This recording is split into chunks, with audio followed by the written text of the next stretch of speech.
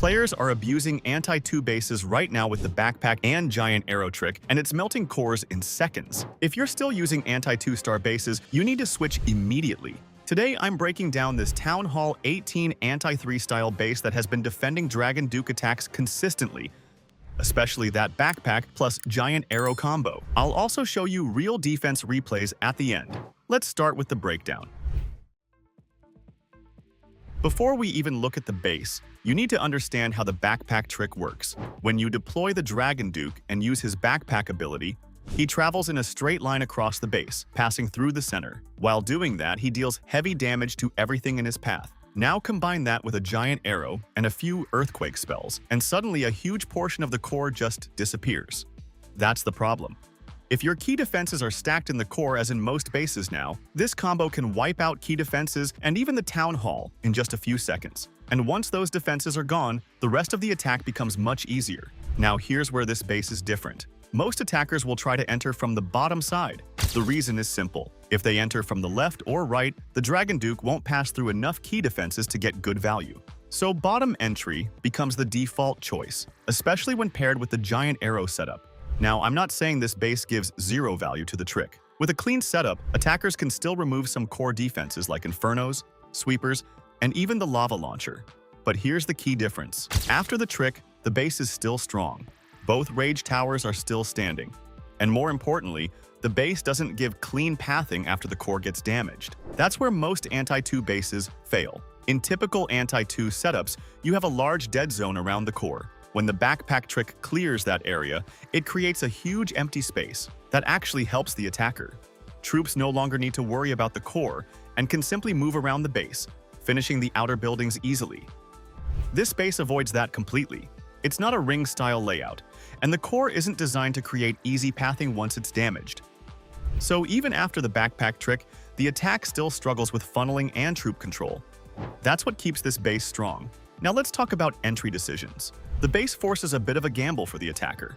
Because of the sweeper setup, attackers are forced to enter from the top side. It looks like a safer option, and they might think they can secure an easy 2-star. But the back end is extremely heavy. You have both Rage Tower sections still active, and the Fire Spitters are covering the core. Troops entering from the top or Town Hall side take massive damage as they move in. That damage stacks up very quickly. Now what if they try to enter from the bottom side? That's actually worse. From the bottom, they avoid the Fire Spitters initially, but now they walk straight into Monolith damage. The Sweepers are also pushing against them from this side, slowing everything down. And this entry leaves the Town Hall and the Revenge Tower at the back end. That creates a huge problem. The Revenge Tower gets fully activated, and the attacker now has to push through double Rage Tower sections just to reach the Town Hall. That's extremely difficult, and in many cases, it leads to a 1-star or a very low percentage 2-star. Now let's talk about healer protection and air setups. Near the Town Hall side, we have red air bombs placed specifically to target healers. Before troops even reach the core, those healers are often taken out. Without healers, the army loses sustain and collapses much faster. And those same air traps also help against air armies. So the setup works in multiple scenarios. So when you combine everything, the base doesn't rely on stopping the backpack trick completely. Instead, it survives after the trick and punishes the follow-up attack. That's why it performs so well against Dragon Duke setups. Now I'll show you the defense replays so you can see how this base handles real attacks using the backpack and giant arrow combo. Watch how attackers get value early but still fail to finish the base.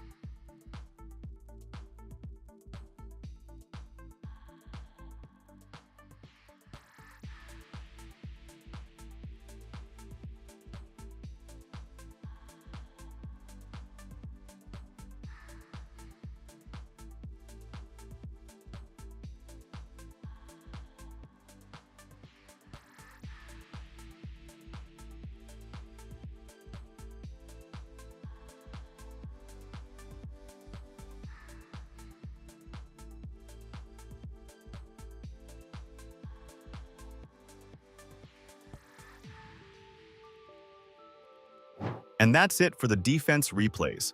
You can copy the base link from the description below and try it out yourself. Let me know how it performs for you.